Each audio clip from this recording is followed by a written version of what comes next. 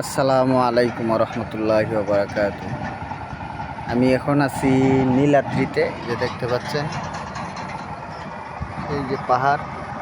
আমি নীলাদ্রিতে আছি, একা একা বসে আছি, বিকালবেলা সময় কাটানোর জন্য আসলাম। সামনে দেখেন কত সুন্দর দৃশ্য। দৃশ্যটা খুবই সুন্দর আসে। আর এই দিক দিয়ে হইল রাস্তা, এদিক দিয়ে আমি আসলাম কিছুক্ষণ আগে। তো দেখি কোন সাইড দিয়ে ভিডিও করতে পারি। পাহাড়ের সাইডটা মূলত একটু ভালো লাগে, পাহাড় সাইডটা দেখে।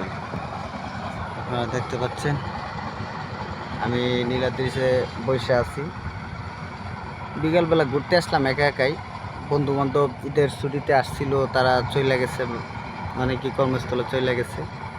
আমি বাড়িতে যেহেতু আছি, এখন চিন্তা করলাম যে বিকালবেলা একটু ঘুরতে ঘুরতে যাই নীলাদ্রিতে, এবং আমার দর্শকদের সাথেও আমি এটা শেয়ার করি।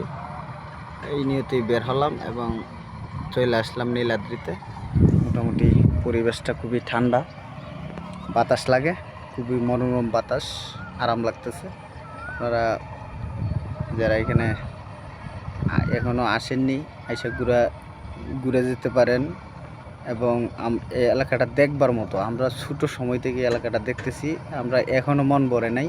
আপনারা যারা দেখেননি এখানে এসে ঘুরে যেতে পারেন, খুবই ভালো। এই যে আমার সামনে একটা আপনার, এটা আমরা বলি কোয়ারি। নীলাদ্রিটা যে এই নীলাদ্রি নাম পড়ছে, আসলে এটা নীলাদ্রি ছিল না, আমরা ছোটোবেলা থেকে এটাকে বলে আসছি কোয়ারি। এই যে দেখেন, এটা লেকের মতো, পুকুরের মতো বলতে পারেন, যেহেতু অনেক গভীর, এই কারণে আমরা এটা কোয়ারি বলতাম। দেখেন,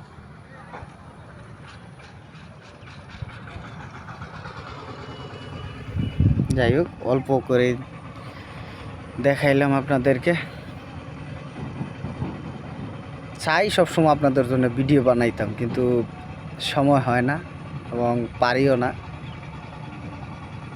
যাই হোক, এখন মোটামুটি কিছু ভিডিও বানানোর চেষ্টা করতেছি। অনেক ভিডিও আছে, আমি দিতে পারি না, এডিট করে তারপর দিতে হবে, আপনারা দেখতে পারবেন। এই সাইডটাতে মূলত একটু ভিউটা ভালো আসে।